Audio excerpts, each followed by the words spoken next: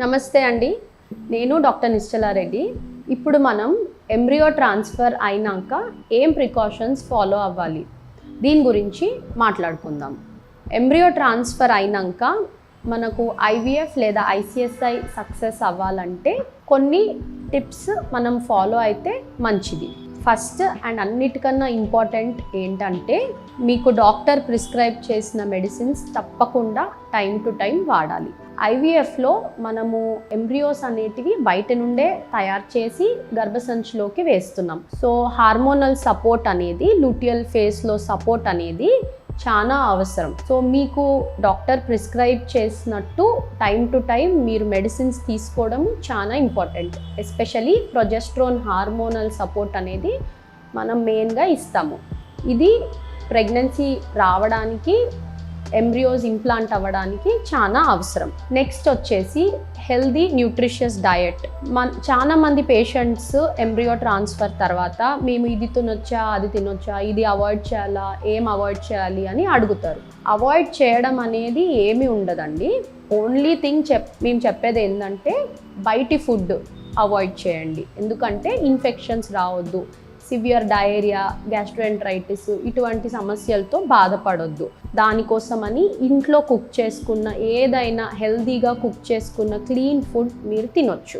ఒకటేంటంటే మనము progesterone hormone ఎక్కువ ఇస్తాము ఆఫ్టర్ ఎంబ్రియో ట్రాన్స్ఫర్. దీనివల్ల కాన్స్టిపేషన్ అనేది సైడ్ ఎఫెక్ట్ లాగా ఉంటుంది. సో కాన్స్టిపేషన్ అవాయిడ్ చేయడానికి కొంచెం ఫైబర్ రిచ్ ఫుడ్ తినడము మంచిది. So any food which is healthy, clean and cooked at home is good for you. Next వచ్చేసి అవాయిడ్ ఇన్ఫెక్షన్స్. ఇంట్లో లేదా మీ చుట్టుపక్కల ఉన్న వాళ్ళలో దగ్గు, జ్వరము అటువంటి ఇన్ఫెక్షస్ డిసీజెస్ ఏమన్నా ఉంటే వాళ్ళకు దూరం ఉండండి. బయట క్రౌడెడ్ ప్లేసెస్ ఎంత వీలైతే అంత అవాయిడ్ చేయండి. ఇది ఎందుకు అంటే ఇన్ఫెక్షన్స్ రాకుండా మనల్ని కాపాడుకోవడం కోసము. యూరినరీ ఇన్ఫెక్షన్స్ రాకుండా చూసుకోండి. Have plenty of water. Next వచ్చేసి అవాయిడ్ స్ట్రెస్. ఇది చెప్పడం ఈజీ అండి, కానీ పాటించడం మాకు తెలుసు పేషెంట్స్కి చాలా కష్టము. చాలా వరకు పేషెంట్స్ ఎంబ్రియో ట్రాన్స్ఫర్ అయిన తర్వాత ఏమవుతుంది, రిజల్ట్ పాజిటివ్ వస్తుందా నెగిటివ్ వస్తుందా అని చాలా స్ట్రెస్లో ఉంటారు. సాధ్యమైనంత వరకు మీరు స్ట్రెస్ ఫ్రీ ఉంటేనే మీకు మంచిది. చాలా స్టడీస్లో ఎంబ్రియో ట్రాన్స్ఫర్ అప్పుడు తర్వాత స్ట్రెస్ లేకుండా ఉన్న వాళ్ళలో బెటర్ రిజల్ట్స్ వస్తున్నాయని మనకు తెలుస్తుంది. మీరు చేసేది మీరు చేశారు, మా సైడ్ నుండి ట్రీట్మెంట్ అంతా మేము చేసినాము. దాని తర్వాత రిజల్ట్ అనేది మనము సాధ్యమైనంత వరకు అవాయిడ్ స్ట్రెస్. ఇంకొకటి, వర్క్ చేసే వాళ్ళు వర్క్ చేయొచ్చు. మీకు ఎంబ్రియో ట్రాన్స్ఫర్ తర్వాత మేము జస్ట్ ఒక 5 to 10 minutes రెస్ట్ సజెస్ట్ చేస్తాం. దాని తర్వాత మెడిసిన్స్ తీసుకొని ఇంటికి వెళ్ళిపోవచ్చు.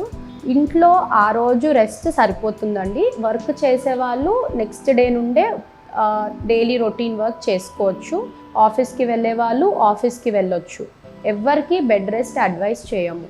అండ్ వర్క్ చేసే వాళ్ళే సాధారణంగా స్ట్రెస్ ఫ్రీ ఉండి మేము బెటర్ రిజల్ట్స్ చూస్తున్నాము. స్ట్రెస్ రిలీఫ్ కోసము మీరు మెడిటేషన్, యోగా ఇటువంటివి చేయాలనుకుంటే డెఫినెట్లీ చేయొచ్చు. కాకపోతే స్ట్రెన్యూయస్ ఎక్సర్సైజ్ అంటే చాలా severe physical activity, excessive physical activity avoid చేయాలండి. బరువులు, హెవీ వెయిట్ లిఫ్టింగ్ ఒక 2 వారాల మటుకు అవాయిడ్ చేయాలి. వేరే ఇంట్లో పనులు, ఆఫీస్లో పనులు అన్నీ చేసుకోవచ్చు. And last but not the least, positive thinking. Always మనం పాజిటివ్ థింకింగ్ ఉంటే మనకు ఎప్పుడన్నా బెనిఫిట్ అవుతుంది. నమస్తే.